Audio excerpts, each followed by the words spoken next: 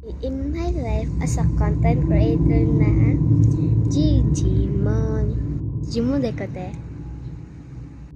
Ayaw pag-ot intro ko to. Sorry guys, nasige ko ganoon na guys ko. Wala. Guys, kay nakuingon niyo guys. Mag-vlog ko karon, okay?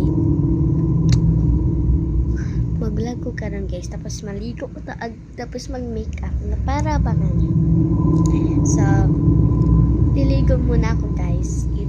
Babalik ko sa inyo. So, kukuha muna ako ng alam nyo na yun ng sanina ko vlogs pero wait lang. So, tara na guys. Sumukuha na taga akong sanina. Pero, tara na. Check pala guys. Gone na siya. 3:11 pero maliligo pa tayo. So, tara na. Dito tayo ko po guys. Napakakarat pero wait lang. Babalikan ko kayo. Guys, gusto ko talagang black yung outfit ko ngayon. So, nakapili na ako ng black and black. Ano ba sa ipapakita ko sa inyo? Ito siya guys. Ito. Ito. Maganda talaga siya na. Wait. Wala lang siya guys. Wala siya. Hindi ko na yun pakita.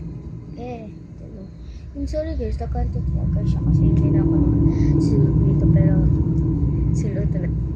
So, maligos ako guys bago ko malamang mailis ang gapon na. So, bye sa muna. Maligos ako guys kay wala lang. Dalam ko dito sa balay na mag-makeup ko pero okay lang ako. Diba? Content mo natin eh. So, maligos ako. Bye. I-share sila ko na akong cellphone be. Hi guys, tapos na pala ako maligo. So, tara na. Kasi mag-makeup na lang ako ba. And, pakita ko sa inyo ang kagapahan, diba? Saan pag-makeup. So, tara na. Tara.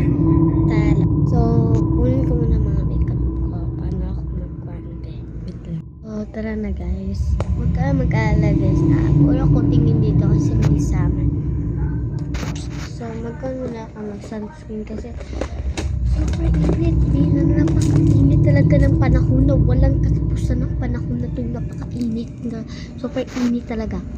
Oh, kita yun naman yan, babe. Super init talaga. Pinaan ko na lang yung TV kasi nag-vlog. Kanina kasi nanood ko ng Sir Kevin. Mag-search ko muna tayo because init talaga. So, ito na natin because